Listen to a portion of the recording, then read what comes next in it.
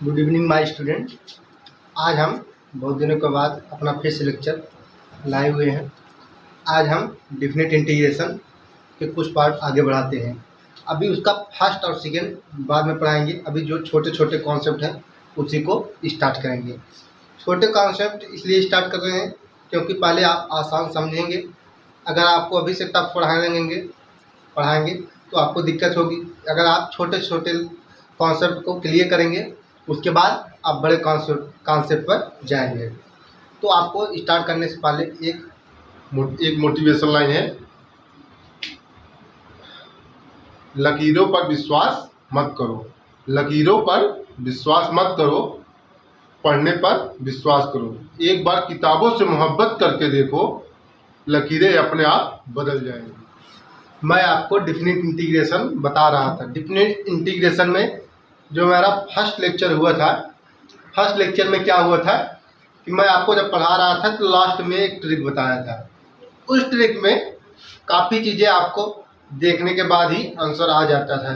जैसे आप competition level में या जेईई मेंस की तैयारी करते हैं, जेईई मेंस में काफ़ी चीज़ें जो थी आती है और वैकल्पिक टाइप, यानी तो उसमें क्या होता है कि आपको देखने के बाद उसमें ज़्यादा टाइम नहीं होता है। अगर आपको ट्रिक पता रहेंगी तो आप क्वेश्चन देखें और आंसर आ जाएगा। इस पे एक क्वेश्चन जेईई मेंस में ज़रूर पूछता है, जो मैं आपको इससे पहले 8 बताया था। अब आपको हम इवन का एक बताते हैं, उसका ट्रिक। लास्ट में आपको मैं उसमें फर्स्ट लेक्चर में उसका ट्रिक मैं बताया था। अब आज मैं सेकेंड ट्रिक उसका बताता हूँ जो इवन का है।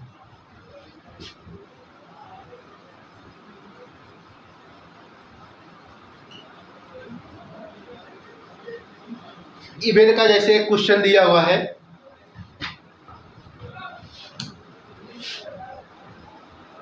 जीरो से π/2,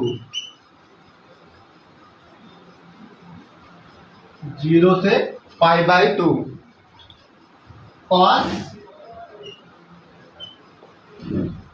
cos पावर 6 या dx, ये क्वेश्चन दिया हुआ है।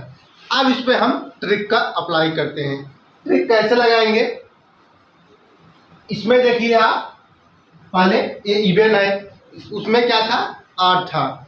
इसमें क्या करेंगे, अगर आपको इवन दिख रहा है तो आप पहले इसमें अपान में लिखिए 8 का जो भी कुछ 8 का इससे पहले जो भी आए तो 8 को हम लिखते हैं। 8 इससे पहले 6 के पहले क्या आता है 8 में 5 3 1। अब अपान में क्या हो जाएगा, अपान में इवन जितना रहेगा इसके पहले सभी को लिखते हैं। तो इवन में क्या आ जाएगा 6 4 2, ये इवन है। अब इसमें क्या हुआ, जितना आंसर हमारा आया इससे 5 का 3 से मल्टीप्लाई जाएंगे 15 आ गया, और इसका मल्टीप्लाई जाएंगे 48 आ जाएगा। ये हमारा आंसर हुआ। बड़े से बड़े क्वेश्चन आसानी से सॉल्व हो गए। अब इतना बड़ा क्वेश्चन आपको करने में कम से कम आपके 5 मिनट चले जाते, लेकिन आपको क्वेश्चन है 10 सेकंड में सॉल्व हो गया। जैसे इसी पे क्वेश्चन और 8 का हम लेते हैं, सॉरी 8 का बताया था, इवन का लेते हैं। हमेशा आप देखिए कि लिमिट में π/2 दिया होना चाहिए, और अपान में लोअर लिमिट जो होगी वो भी 0 दिया रहना चाहिए। जैसे क्वेश्चन दिया है साइन पावर 4 या dx। अब इस क्वेश्चन को दिया है, अब इसमें देखिए ये इवन है। अगर ये इवन दिया हुआ है, इसमें 8 नहीं है, तो आप इसमें क्या करेंगे, पहले 8 का उपयोग करिए। मतलब जो 4 दिया है, 4 के पहले जितना 8 होगी उसको लिखते हैं। 3 है 1 है। अब अपान में आप देखिए, अपान में आपको इवन का प्रयोग करना पड़ेगा। इवन क्या है 4। अब 4 के जिससे पहले जो भी होगा सभी को लिखा जाएगा। तो 4 हो गया मल्टीप्लाई 2 हो गया, तो हमारा आंसर आ गया 3/8। अब हमारा इसी ट्रिक पर एक क्वेश्चन आपको हम देते हैं। जैसे दिया रहे 0 से π/2 sin 8 sin का पावर 8 या dx। आपको इसको सॉल्व करके आंसर बताना है। और क्वेश्चन दिया गया जैसे cos² x dx π/2 और 0। ये दो क्वेश्चन आपको सॉल्व करके कमेंट में बताना है। तो हमारा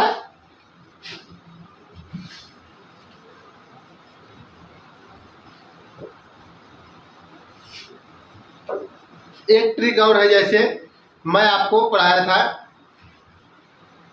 जो 7.3 उसके क्वेश्चन काफ़ी लेंदी हो रहे थे, उसको मैं आपको कहा था ट्रिक बताऊंगा, उस टाइम भूल गया, ट्रिक नहीं बताया था। अब उसमें उसका हम ट्रिक आपको बताते हैं। जैसे दिया रहेगा tan x tan 2x tan 3x dx, इस तरह दिया जाता है। इसको सॉल्व करने पे काफ़ी टाइम जाता है। अगर आपको कंपटीशन में है तो आपको इसको सॉल्व करने के लिए 1 मिनट दिया जाता है, लेकिन आपको अब अगर आप सॉल्व करेंगे इसमें 4 से 5 मिनट चले जाएंगे। तो इसमें क्या होगा, इसमें ट्रिक अप्लाई करिए। आप हमेशा इसमें देखिए कि हमेशा इसमें tan दिया होना चाहिए।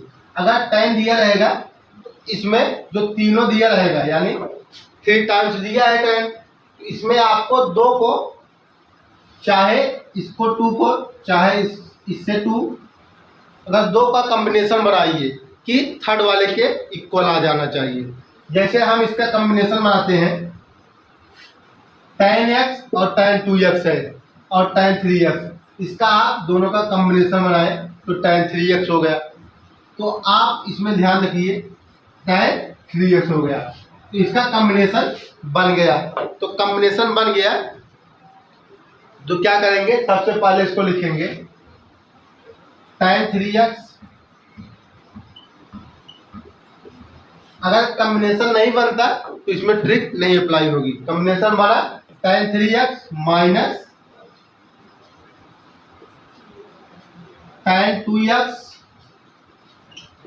dx minus tan x dx।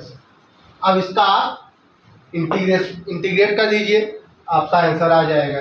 tan 3x का इंटीग्रेट करेंगे तो log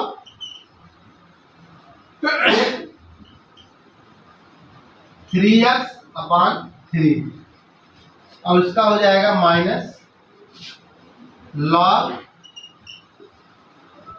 sec x sec 2x upon 2 है, minus sec x log sec 2x sec x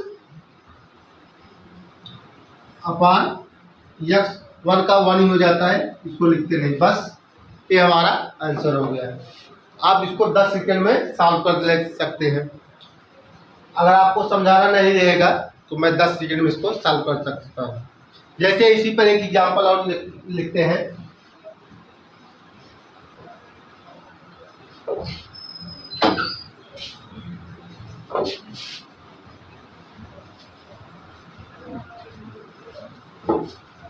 जैसे हमारा एक एग्जांपल है tan 2x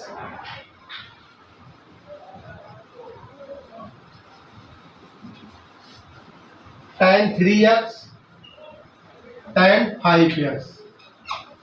अब इस ट्रिक को अप्लाई करना है।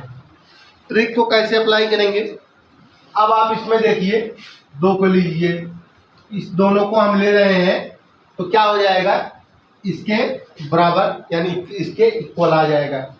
tan 2x tan 3x आप उसको ऐड करेंगे तो tan 5x हो जाता है, और tan 5x और tan 5x।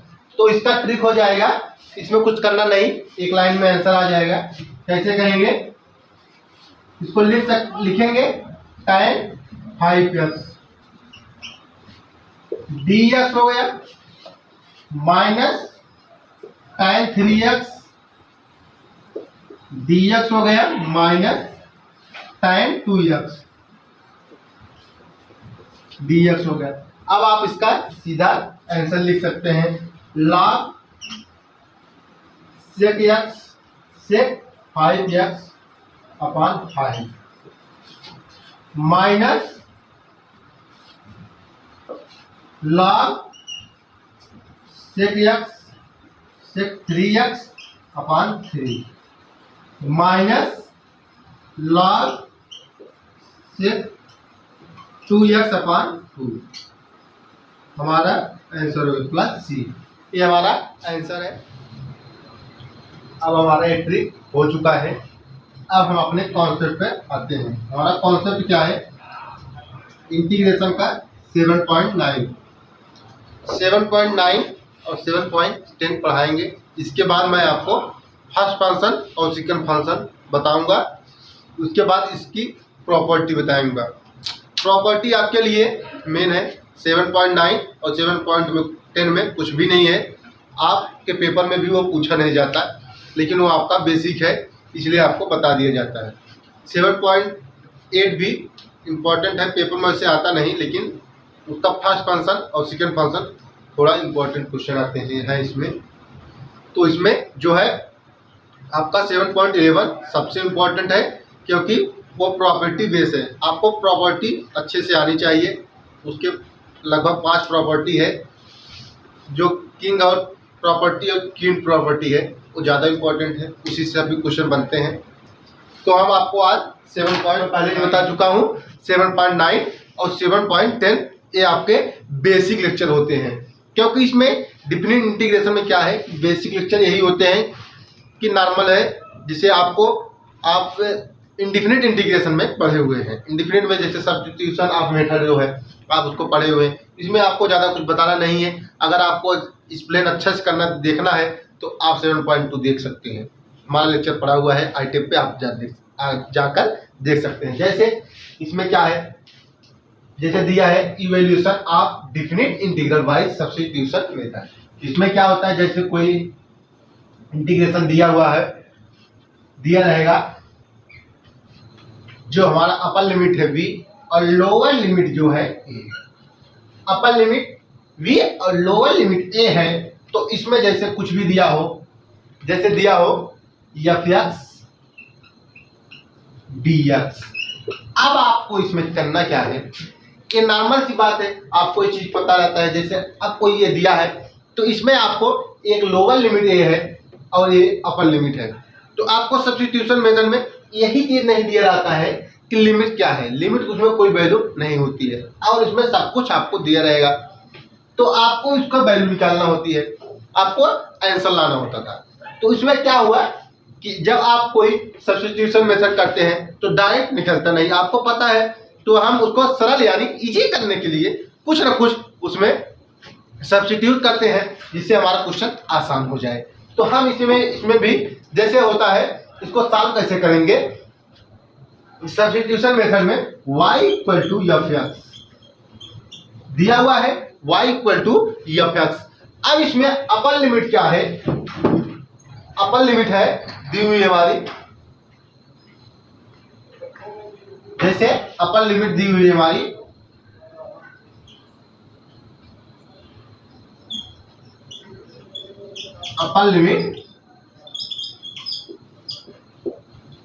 Upper limit v है और लोअर लिमिट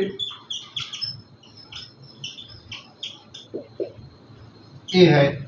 अब आपको इसमें क्या करना है, जब आप उसको सब्स्टिट्यूट करेंगे, कोई वैल्यू सब्स्टिट्यूट करेंगे यानी रिड्यूस करेंगे। रिड्यूस करने के बाद जब आपको उसको ज्ञात करना होगा, तो उसमें आप वैल्यू निकालेंगे।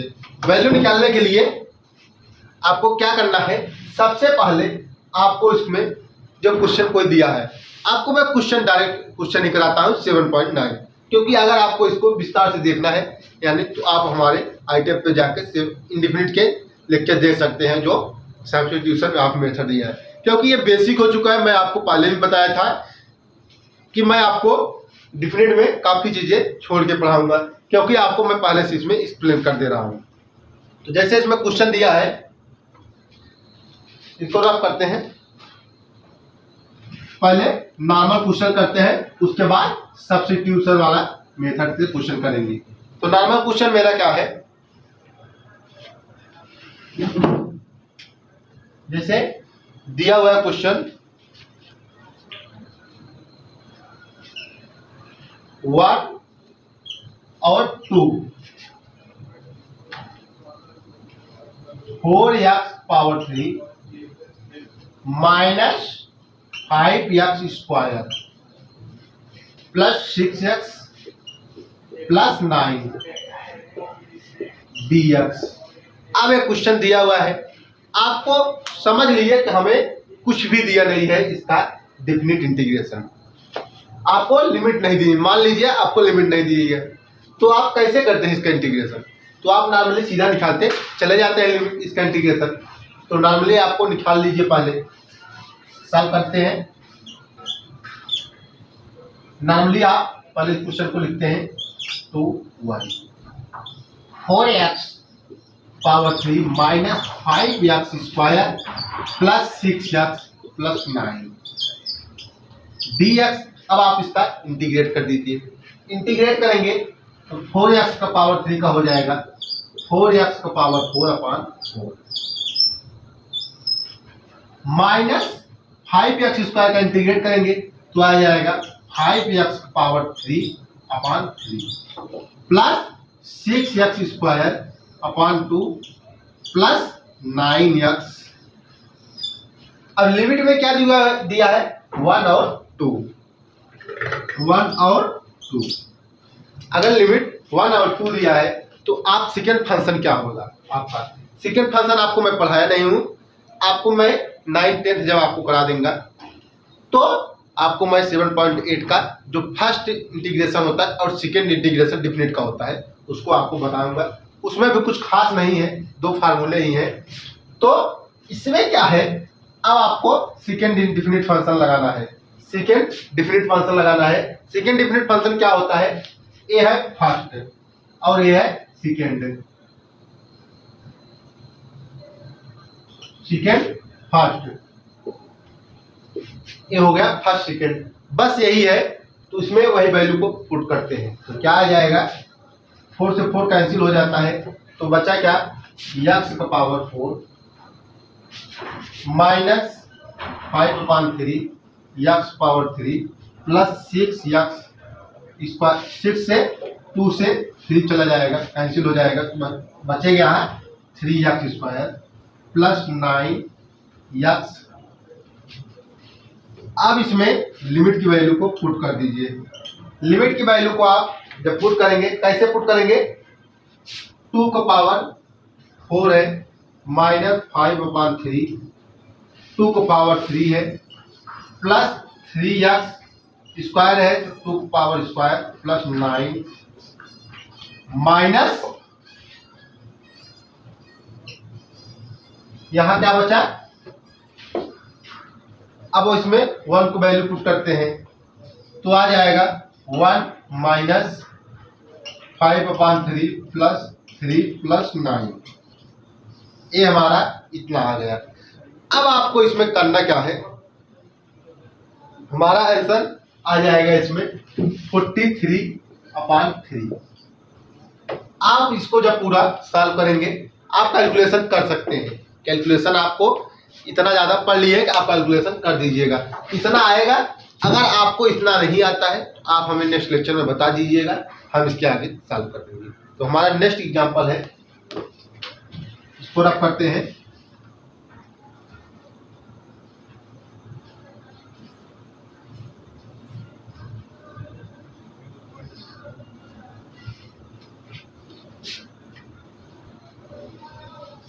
जैसे हमारा नेक्स्ट एग्जांपल दिया हुआ है π/4 और 0 दिया है sin 2x। अभी आपको हम 2-3 क्वेश्चन नॉर्मल कराते हैं। आपको मैं टोटल सभी क्वेश्चन उसके कराएंगे 7.9 का, जो कुछ इम्पोर्टेंट है इसमें थोड़ा बहुत वही कराएंगे। तो अब इसको हम सॉल्व करते हैं। 7.9 और 7.10 दोनों साथ में ही कराएंगे। तो कैसे सॉल्व करते हैं? 0 π/4 दिया है, अब साइन 2x dx हो गया, साइन का इंटीग्रेट करेंगे तो कॉस आ जाएगा, माइनस कॉस आएगा, कॉस 2x/2। इसमें लिमिट दी हुई है, अगर लिमिट नहीं दी होती प्लस सी लिख के छोड़ देते हैं इंडिफिनिट इंटीग्रेशन में। ये नॉर्मल क्वेश्चन है, इसमें कुछ ज्यादा करना नहीं है। तो π/4/0। अब cos π/4 में इसमें वैल्यू को पुट करते हैं, वैल्यू पुट कर देंगे तो क्या आ जाएगा, cos 2π/4/2 को बाहर रखते हैं, इतना आ गया। अब माइनस 0 को रखेंगे, माइनस को बाहर रखते हैं, अब ये माइनस 0 रखेंगे, cos 0। अब इसमें एक 2 से 2 कैंसिल हो गया, बचा π/2। cos π/2 क्या होता है? 0 होता है, आपको ये चीज पता है। तो -1/2 और cos 0 की वैल्यू होती है 1, तो माइनस अंदर आएगा या इसे जाने दीजिए, माइनस बचा -1, क्योंकि cos 0 की वैल्यू 1 होती है और पहले से माइनस दिया हुआ है और इसका मान 0 आ जाता है और इसकी वैल्यू 1 होती है। तो यही हो गया हमारा आंसर 1/2। आप इसको नोट कर सकते हैं।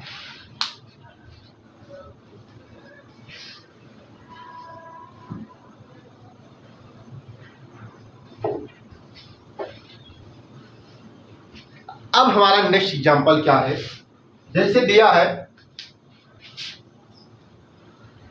0 से π/2, यानी लोअर लिमिट 0 है और अपर लिमिट π/2 है। तो दिया है cos 2x dx, ये हमारा क्वेश्चन दिया हुआ है। अब इसको हम सॉल्व करते हैं। तो कैसे सॉल्व करेंगे? 0 से π/2, लोअर लिमिट 0 है, अपर लिमिट π/2 है, cos 2x है, dx है। अब इसमें आप इसका इंटीग्रेट करेंगे तो sin 2x आएगा और 2x का डिफरेंशिएशन करेंगे तो आ जाएगा 2। अगर आपको ये नहीं आता है कि 2x का कैसे डिफरेंशिएशन करेंगे, तो आपको इंडिपेंडेंट में भी बताया हूं, लेकिन इसमें भी थोड़ा आपको एक्सप्लेन कर देता हूं। इसको मान लीजिए 2x को t। अब आप इसमें क्या करेंगे, 2x का डिफरेंशिएशन करेंगे तो आ जाएगा dt/dx। अब इस dx को इस साइड ले जाएंगे और t को इस साइड, तो हो जाएगा dx = 1/2 dt। यही वैल्यू यहाँ पे आ गई। अब आप क्या करेंगे, 0 से π/2 हो गया।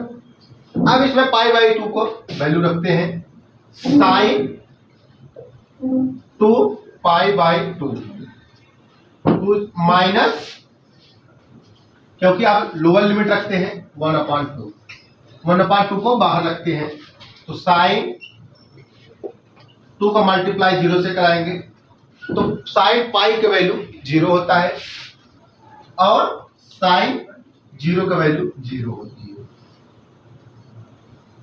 1/2। तो हमारा आंसर क्या आ गया, 0। आप इसको नोट करना चाहें तो नोट कर सकते हैं। अब आपको हम 2 क्वेश्चन सब्स्टिट्यूट का करेंगे और इसके बाद नेक्स्ट लेक्चर में भी कुछ क्वेश्चन सब्स्टिट्यूट और कुछ क्वेश्चन नॉर्मल करेंगे। उसके बाद हम आपको बताएंगे डिफिनिट इंटीग्रेशन का फर्स्ट फंक्शन और सेकंड फंक्शन। तो उसके बाद हम आपको प्रॉपर्टी बताना स्टार्ट करेंगे।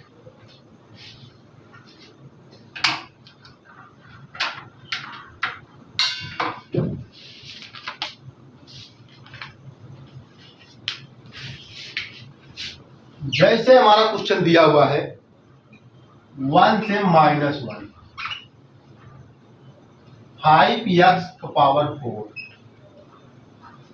रूट में x⁴ + 1 dx हो गया। अब इसको सॉल्व करना है, तो सॉल्व कैसे करेंगे?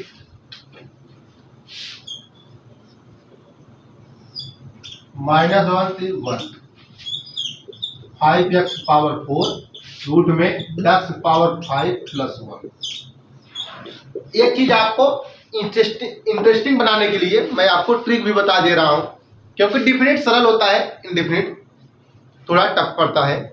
अगर आपको इंडिफिनिट आ रहा है तो डिफिनिट में कुछ भी नहीं करना है, केवल उसमें ये लिमिट दी रहेगी, आप इंडिफिनिट निकालेंगे, इसी की वैल्यू को पुट कर देंगे। इसमें कुछ प्रॉपर्टी है जिससे आपको बहुत इजी क्वेश्चन सॉल्व हो जाएंगे। तो आप इसमें सब्स्टिट्यूशन मेथड लगाना है, क्योंकि आप नॉर्मली इसको डायरेक्ट कर नहीं पाएंगे ना। तो अगर डायरेक्ट कर नहीं सकते तो हम इसमें सब्स्टिट्यूट करते हैं। x⁴ + 1 को मानते हैं t। अगर इसको t मान लिए तो आप इसका डिफरेंशिएशन करेंगे। तो डिफरेंशिएशन कैसे करेंगे? तो आ जाएगा 5x⁴ = dt/dx। अब इसको dx को इस साइड लाएंगे, 5x⁴ dx = dt। अब देखो ये वाला आ गया हमारा यहाँ पे। अब इसको हम यहाँ पुट कर देते हैं, तो क्या आ जाएगा? -1 से 1 t रूट में है dt हो गया। अब इसमें रूट को हटाते हैं, -1 से 1 t² dt। अब इसमें आप क्या करेंगे? अब आपको इसका इंटीग्रेट कर देंगे, तो आ जाएगा t⁴/2/3 इतना आ जाएगा, और इसका लिमिट हो जाएगा -1 से 1। अगर आपको इंटीग्रेशन इंडिफिनिट नहीं आ रहा है तो आप उसको पढ़िए और प्रयास करिए। अगर और नहीं आ रहा है आप हमारे ITF पे जाके इंडिफिनिट के लेक्चर देखिए, आपको ये सब क्वेश्चन बहुत हलवा की तरह लगेगा। तो कैसे होगा? अब आप इसमें वैल्यू को पुट करिए, तो वैल्यू पुट करेंगे 1, इसको t का वैल्यू क्या है? x⁴ + 1। तो क्या होगा? 2/3 आ जाएगा x⁴ + 1 3/2 इतना हो गया। अब दिया है -1 से 1। अब इसको हम थोड़ा रफ करते हैं,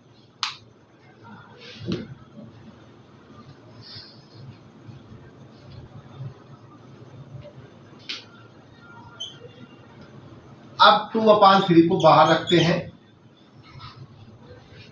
तो अब इसमें 1 रखते हैं, 1 आ जाएगा 2/3/2 और माइनस इसमें क्या करेंगे? -1/5 करेंगे, तो -1 आ जाएगा +1 3/2, तो ये 0 हो जाएगा। तो क्या बचेगा?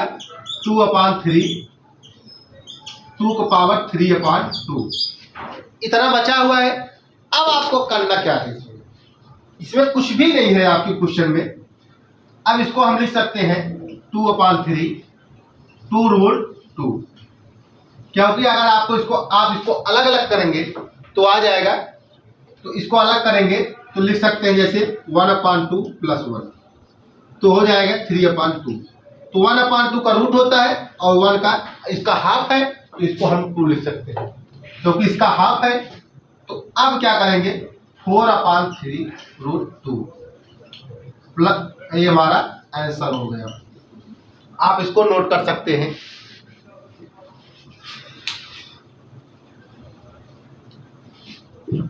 इसको हम रब करते हैं,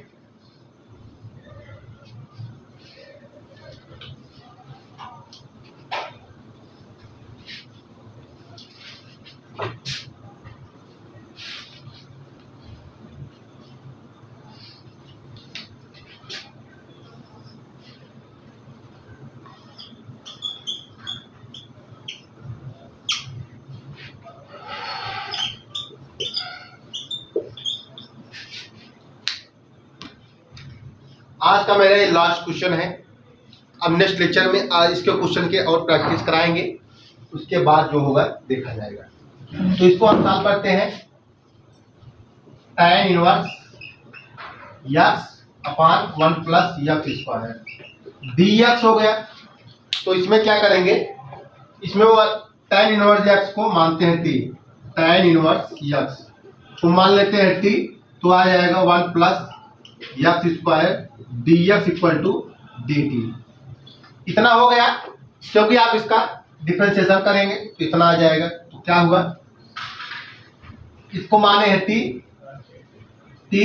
dt हो गया। अब आप इसका इंटीग्रेट कर दीजिए, तो t स्क्वायर अपॉन 2, इसमें लिमिट दी हुई है, अभी हमारे लिमिट दिया है 0 से 1, 0 1 1 0 1 0। अब इसमें लिमिट को रखते हैं 1 और 0। तो क्या करेंगे, इतना हो गया। अब लिमिट की वैल्यू को हम पुट करते हैं, तो इसमें लिमिट की वैल्यू पुट करेंगे 1 अपान 2 आ जाएगा। 1 अपान t की वैल्यू को पुट करते हैं, पहले t की वैल्यू को पुट करेंगे।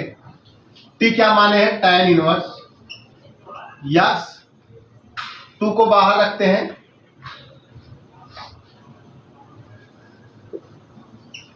इसका 1 और स्क्वायर हो जाएगा और 1 0। अब इसमें हम इसकी वैल्यू को पुट करते हैं, तो क्या हो जाएगा 1 अपान 2 tan इनवर्स x में वैल्यू क्या है 1, tan 1 हो जाएगा पाई बाई 4 और इसका स्क्वायर है, स्क्वायर हो गया और -0, क्योंकि इसमें 0 का tan 0 का वैल्यू 0 होता है। तो अब हमारा क्या हो गया 1 अपान 2 पाई स्क्वायर अपान 16। तो हमारा आंसर क्या आ गया, पाई स्क्वायर अपान 32। ये हमारा आंसर हो गया, आप इसको नोट कर सकते हैं। ये हमारा आंसर हो गया। आज के लिए बस इतना ही। हम नेक्स्ट लेक्चर में आपको प्रोवाइड कराएंगे इसके कुछ और क्वेश्चन और कुछ और टॉपिक। उसके बाद हम आपको बताए हैं इसके सबसे इम्पोर्टेंट क्वेश्चन पे हम आगे बढ़ेंगे। इसकी जो प्रॉपर्टी होती है किंग, क्वीन और odd even, first function, second function, reduce फार्मूले, जो भी होगा हम आपको बताएंगे। थैंक यू, आप पढ़ते रहिए।